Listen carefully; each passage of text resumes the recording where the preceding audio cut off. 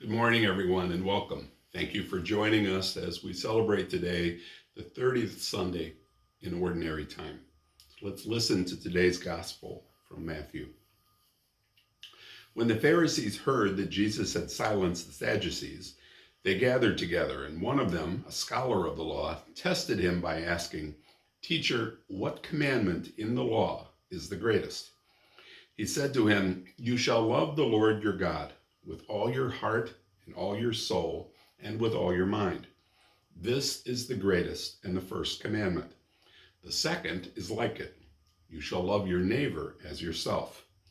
The whole law and the prophets depend on these two commandments." The Gospel of the Lord. Let's do a little backtracking. Last Sunday, the Sadducees continued their attempts to try and trap Jesus by asking if they should pay the temple tax to the Romans. They fail miserably when Jesus produces a coin and tells them to give to man what belongs to man and to God what belongs to God. Today they try again. This time they send in the lawyers, asking a seemingly simple question: which law is the greatest? Sounds simple enough until you realize that in the Torah, there are a total of 613 separate laws. That's right, 613.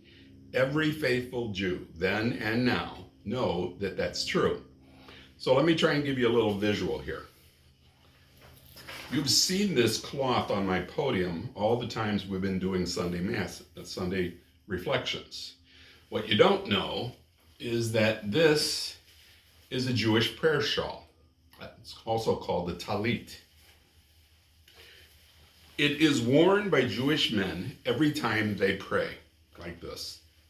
If you notice, there are a lot of tassels and a lot of knots. If you were to count them all up, it would total 613.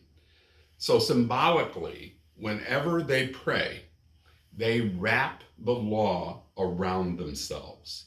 The law shelters them, it protects them. And then at times, pulling it over your head is also a reminder that God is above us and God is also protecting us. So what is it that Jesus is trying to do? Which of the 613 laws is he going to pick? None of them. His answer: you shall love the Lord your God with all your heart, all your soul, and all your strength, technically is not a law per se.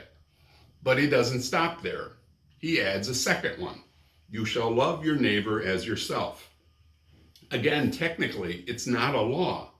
However, both of those statements are in the Torah, and both of them are very familiar to the Pharisees and the Sadducees and the lawyers.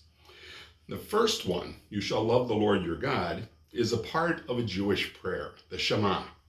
Normally, it is the very first prayer ever taught to a Jewish child, kind of like when we teach our kids to pray or to learn how to say the Our Father or the Hail Mary. The prayer runs like this: Hear, O Israel, the Lord our God, the Lord is one. And you shall love the Lord your God with all your heart, with all your soul, and with all your strength. And and the second commandment comes from the book of Leviticus, admonishing the Jews, in this case, on how they ought to treat foreigners, to love them just as much as you love your Jewish neighbors. So what's going on? Jesus is giving them and us not a new law, but the reason we follow the law. Why shouldn't we kill or steal or cheat or lie? Why shouldn't I be envious or angry or unforgiving? Why can't I be selfish and ignore the plight of others? It's because of love. We all know that to be true. Just consider all the people that you love, your family, your friends. Wouldn't you do anything for them? Wouldn't you do anything to keep them happy and safe? Don't you do your best to be honest and caring, open, and gentle with them. And yet we are only human. And at times we still stumble and fall. We get angry, we get dishonest. And when it happens, we get so upset, so apologetic, so guilty and thirsty for forgiveness to make amends and heal that relationship. I know I told this story before, but it bears repeating this morning. Many years ago, my little sister and I were out doing yard work for my mom. And for some reason, I got upset with her. And I threw a pair of clippers at her. They hit her hard enough to stick and to draw blood. My mom got her into the house and laid her down in the bed as they waited for the ambulance to come and check her out. She was crying and she was in pain. And I'm sure she was pretty scared. And here I was standing outside the bedroom door crying as well. All I wanted to do was to go in and tell her how sorry I was for what I did.